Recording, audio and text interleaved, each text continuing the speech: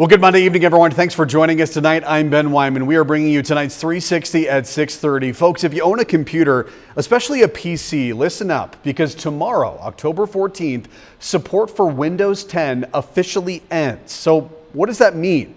Well, it means if you're running Windows 10, you're going to be vulnerable to malware, viruses, and security breaches without any support from Microsoft. According to Microsoft's own webpage, technical assistance, feature updates, and security updates will no longer be provided for Windows 10. The company now wants users to fully adopt by upgrading to Windows 11. That is, if your computer is compatible with Windows 11, Microsoft's latest operating system. So we're going to take a minute here to break all this down and talk about what an operating system actually is. Basically, in a nutshell, a computer's operating system is the software that brings all the programs and applications on your computer together, making it, well, operable. If you're using something like an iPhone, your operating system is iOS. Otherwise, you're most likely using Android on computers. You probably have a Mac or a PC running either Windows 10 or 11. And this is where things can kind of get tricky, because if you bought a PC as recently as 3 years ago, it might be running Windows 10. And what's worse, it might not even be compatible to upgrade to Windows 11. Now, a lot of news outlets have been reporting on this. They're sharing some of the basic advice: upgrade your computer or replace it. But as our Justin DeBale digs a little deeper tonight, it turns out you don't have to buy a whole new machine if you know what all your options are. Now, this is an old computer, 20 years old in fact, and it's incapable of running Windows 7, which was discontinued back in 2015, let alone Windows 11. So you'd be forgiven if you thought your only option was to throw it away. But what if that isn't the case? What if there's a way to keep using your old computer while staying secure online? To better make sense of this, you first have to understand the difference between hardware and software. Simply put, hardware is, well, hard. It's the products and devices you physically touch: computers, phones, CDs, cameras. Software is the information carried on those devices. And just like that, I can take hardware like this DVD and overwrite the information on it. I can do the same thing with my computer, completely replacing the operating system. But why would I want to do that? For starters, if your computer's operating system is Windows 10, you'll need to upgrade to Windows 11. Though Microsoft is offering you up to a year to stay on 10 through their extended security updates. Or you can back up your files online to Microsoft's cloud storage service, OneDrive. Though Microsoft themselves say this is still a step in the process of eventually switching to Windows 11, and that while you're receiving the extended security updates, you won't receive feature improvements, product enhancements, or other fixes. But that's still just kicking the can down the road. In October of 2026, all Windows 10 support will end, and you'll have to upgrade to Windows 11 if your computer is capable of doing so, which we now know might not be the case. You can check your machine's compatibility on Microsoft's website, but as trade publications PCMag, ZDNet, and Ars Technica have all reported that hundreds of millions of computers currently running Windows 10 are physically incapable of upgrading to Windows 11, with reports showing some computers less than 3 years old not being able to make the upgrade. And even if your machine is capable of running the latest Windows operating system, there are still security concerns. In this letter sent from Senator Tom Cotton to Secretary Pete Hegseth and posted on Twitter/X in July, Senator Cotton talks about the engineers in China maintaining systems for the Department of Defense. The code these Chinese engineers produce is supposed to be overseen by American counterparts called digital escorts. However, as Senator Cotton tells Hegseth, these American escorts, quote, often do not have the technical training or expertise needed to catch the malicious code or suspicious behavior. Senator Cotton, writing this after a ProPublica article highlighting the issue came out earlier in July, to which Secretary Pete Hegseth responded, saying, "Spot on, Senator. Agree fully. Our team is already looking into this ASAP." Then in August, the now Department of War announced the Pentagon has halted a decade-old program that has, quote, allowed Chinese coders remotely supervised by U.S. contractors to work on sensitive DoD cloud systems.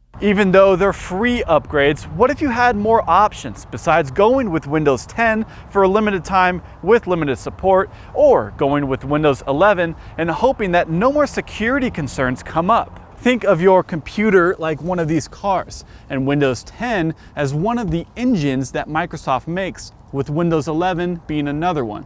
But there are many other companies out there that make engines, and like Windows 11, many of them are free. And just like I can pick up my car's manual and read through it and learn all about my vehicle, I can also read through the operating system's manual as well. And just like I can go to public libraries to read books for free, I can also go to online libraries where computer developers and coders provide their projects that they're working on or have completed for free. The biggest online library is actually owned by Microsoft, and it's called GitHub, but there are alternatives out there like GitLab, Codeberg, and others. Think of these online libraries like Etsy, but instead of physical products, you'll find software, which you can inspect, download, and run for yourself. Examples of this public software include Chromium, which is used to make the software behind Chromebooks, Google Chrome, and numerous other internet browsers. You can also find Audacity, a voice recording program that we use in the news industry, and you'll even find entire operating systems available to inspect, try out, and use instead of Windows, and many of these are free. Most of these free operating systems fall under a family of software sources, including Berkeley Software Distribution, also known as BSD, and Linux, with Linux being the most popular. Right now, I'm using Linux instead of Windows on these computers here, with this one being 6 years old, this one right here 10 years old, and this thick gray one at the end 20 years old, even though it is quite slow. Now, Windows would tell you that all of these computers would no longer be operable since they cannot upgrade to Windows 11. But since we have put Linux on these, they are still usable. Currently, we're using these two black laptops right here to run professional studio software onto this monitor. So even if your computer is too old to run Windows 11, you still have options. In Billings, Justin DeBell for Nonstop Local. That was our Justin DeBale reporting, and you see him right there on our screen. We're going to bring him back in. Justin, of course, we want to talk about those alternatives to Windows. You mentioned in that story Linux. Some of our viewers might have heard of Linux, but they might be kind of scared to try something new. Tell us more a little bit about what that program actually is. Yeah, absolutely, Ben. So Linux isn't something that's very new to everyday people's life. I mean, you yourself have probably used Linux before, and we have a little slideshow here of 4 different applications that people use every day that involve Linux. So let's go to number 1 here, which is Android. So Google uses Linux to create their mobile operating systems. So if you have an Android, you're currently right now using Linux. Next up here is going to be Roku. So Roku uses Linux to create their interface. So if you ever use Roku on your TV to browse through Netflix or whatever, you've used Linux as well. And next up here is going to be Amazon. So Amazon uses Linux for their AWS services, which is their Amazon Web Services, as well as their digital commerce. So if you bought anything on Amazon, once again, you've used Linux. And then finally, we've been talking about Microsoft throughout this whole entire story. They currently right now use Linux. They use Linux, their coders and engineers use Linux at Microsoft for all of their projects and all of their coding inside Windows. So right now, I mean, I know that we here in the newsroom, we have Windows, so we're using Linux every single day, Ben. That last one especially, I'm like, whoa, okay, so that's good to know for the consumers out there. So maybe a question for you tonight would be, for the folks that have Apple products, a MacBook or a Mac Air, can you put Linux on a Mac? Yeah, absolutely. So like you said earlier, Mac primarily uses things like iOS as their operating system, but you can absolutely put Linux on a Mac if you want to. That's awesome. And then, of course, a question without any of technology is costs. So it sounds like you kind of talked about earlier, there are Linux versions for free.